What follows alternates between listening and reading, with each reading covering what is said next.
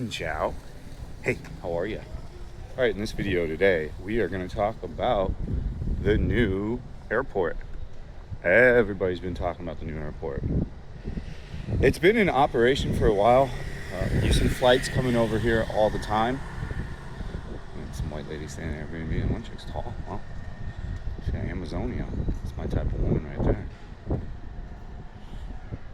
Anyways, back to the new airport. So in about 6 months, they're going to be opening this deal. I think they're saying well, I'll get into the details in the articles. You know how I am with that stuff, but I think 60 to 80% of the flights are going to be coming there. So you're almost assuredly going to be flying into the new airport. The airport from here is 1 hour and 18 minutes with no traffic. So you still have to go from where we're at now, District 9, another 1 hour and 18 minutes. I ain't playing with you. Look.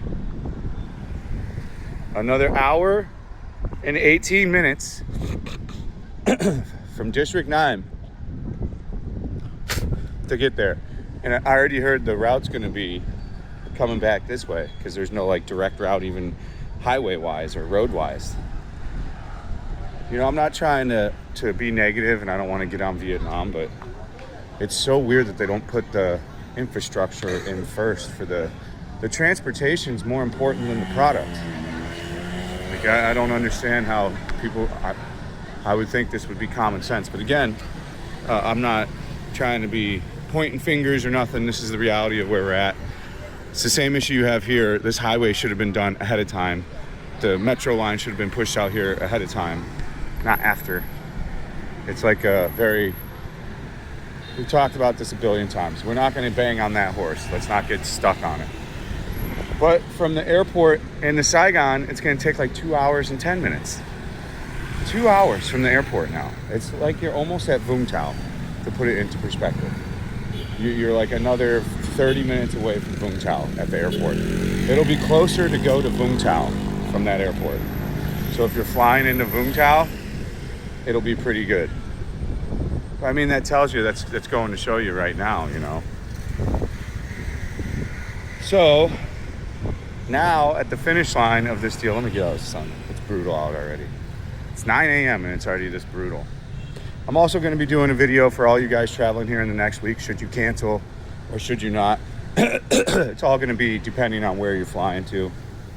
We'll talk about that in the actual video itself when we do that one. This one's about the airport and the metros. So Ho Chi Minh City races to build Metrolink to 13 billion Long Than Airport. Saigon is fast-tracking an underground metro line to connect its downtown Long Than International Airport, Vietnam's largest ever infrastructure project, set to open by June, with no rail link to the city that will supply most of its passengers. Vice President Bu Zun has directed agencies to break ground on the 6 km Ben Thanh Thu Thiem metro segment before April 20th, leveraging special policy mechanisms to compress timelines. We'll go over on the desktop in the next week all the metro lines. The way I look at it, though, is they're putting a metro over to Thu Thiem for the next line, which is pretty cool. So it sounds like it's going to be all underground. So I think you're going to have probably stops, maybe potentially over at Opera, and then over at Sala. You know what I'm saying? Like that area down there. Again, we have to really get at the maps and take a look at them. I'm sure there's some people that actually know and have already looked at it that are nerdy, but let's take a seat up here because there's a lot of reading to do. It's easier for me to take a seat. Oh, they cleaned this thing slightly. Ugh. Okay.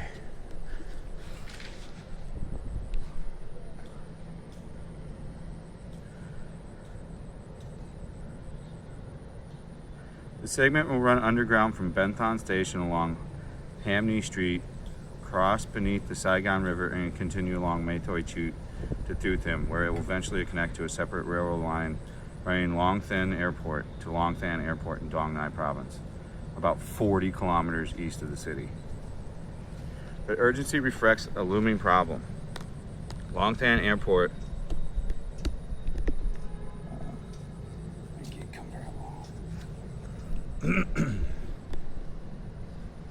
Longtan Airport, with total investment at almost $12 billion, received its first ceremonial flight December 19, 2025. And it's expected to begin commercial operations by mid-2026, initially handling long-haul flights from Europe, North America, India, and Middle East. But access currently depends entirely on roads, primarily the already congested Ho Chi Minh City, Long Thon, Duong Hai Expressway, and national highways. Saigon, which will account for the majority of the airport's passengers, has no direct rail connection to the new hub. City's leaders have identified completing the rail link before 2030 as top priority. Beyond the Ben Thon Long Metro, a 42-kilometer railway with 20 stations is also being fast-tracked. Together, these two lines would create a continuous rail corridor connecting Tan Son Nhat Airport, downtown Ho Chi Minh City, and Long Thon Airport, a system that officially describes a strategic link between the city and Dong Nai province. Trong Hai Group, the conglomerate known as THACO, has proposed building the Ben Thon Thu Thim segment under a public-private partnership with a preliminary investment of $1.26 billion.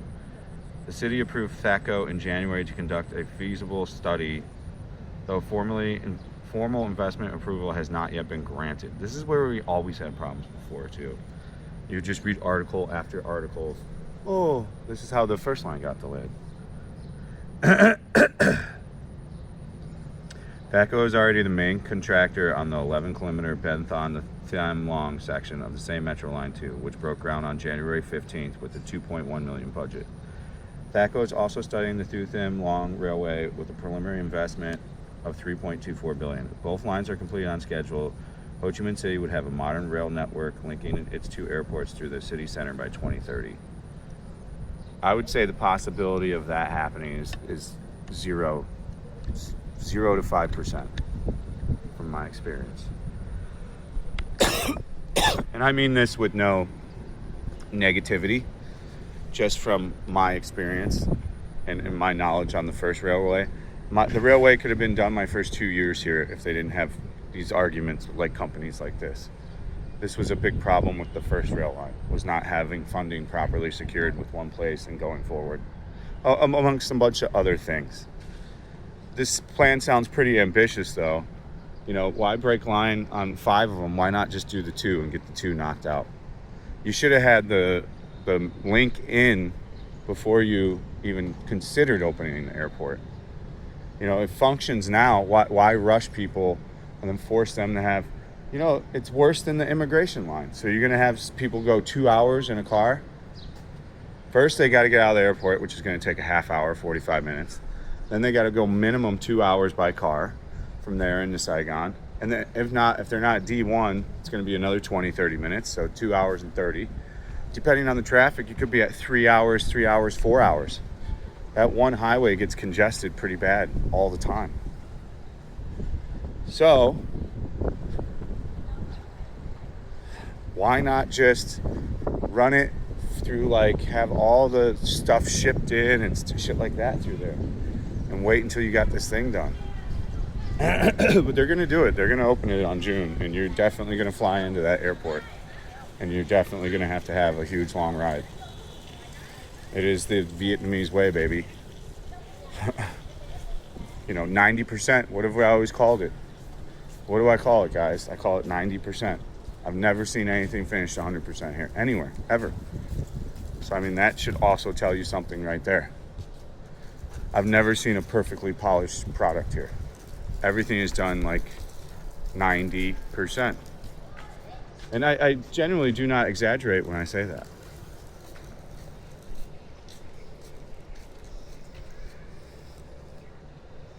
I mean, some of the comments are that would require planning, not their strongest point. A transfer in more than 20 stops on a slow subway to get back and forth to the airport while carry luggage. Who actually plans these things? Their rail line should have been ready at the same time as the completion of the airport. Well, I couldn't agree more. It's the same exact complaint I have out here. It's why didn't we just get the metro done here first? Like, I think one of the expansions includes this, the 1 through 5 thing. It's crazy. The first expansion ties in Thutham, but I love it. No, but the need to get into Thutham, then, if that's where you want to be, is going to go fast too.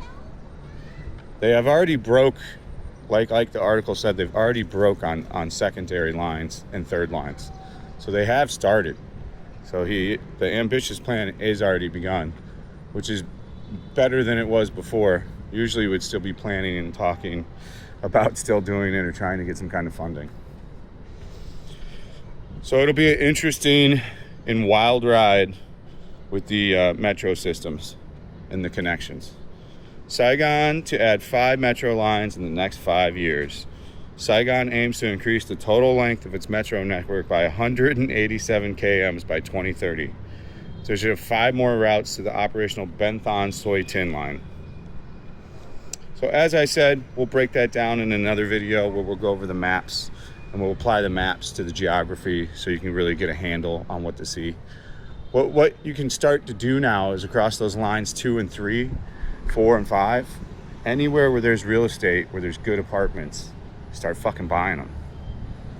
I mean, it's what I told people to do with this first line, and nobody really believed me. Like, take a look at D2. It's 20 times X, dude. You know, apartments that were 3 billion, 1 billion are now like 10 billion, 15 billion, especially like the Lumeri Riverside shit. It's insane. If they truly can pull it off and really get these lines done, it would help, I think, cool off the real estate too. They really just got to get building more apartments. That's our biggest problem right now, is there's not enough inventory. That's why the housing segment is fucked here. Is there's just not enough inventory and people get tired of looking for stuff. I know that's what it is. They get fatigued and they're like, fuck it, I'll just overpay. Why a lot of people overpay. Because the way they do the apartment showing here, it sucks. They need to revamp that shit too. Some dirty bullshit agent taught all these agents all this bullshittery and they all use it. They need to throw, like, it sucks that they teach shitty shit to shit. Like, they teach things the wrong way and then it gets passed down and taught to others. It's a really big problem they have here too, to be honest with you. Like, it goes with the corruption thing. I could go into small detail about the apartments. They will purposely show you the shitty ones. They will hold on to the good ones. They might even make you go look at apartments 2 or 3 times before they're like, oh, I magically have all these nice apartments now. You know, they just do shady they'll lie about everything. I could go on and on and on. And there's no need for any of it, dude. Just show everything you got. So that's the video. I hope you enjoyed it. I will be doing war coverage today and we will be going grocery shopping. I'm more than likely will be doing that on Kick. We will be streaming on YouTube again, but we're just back in our first 2 months into Kick and we're doing pretty well on there. So if you want to watch the war coverage, come on down. You don't even have to make an account. I don't care. You can just watch. It adds to the view count. So we're going to do war coverage IRL on kick.com/fat and broke. The Patreon is also available. We were a little light last month, but there's $200 on there. So, I mean, it's really just for the people that want to support in an additional way. That's there too. As ever, thank you for watching. Stay frosty. We'll see you on the next one. I forgot the thumbnail.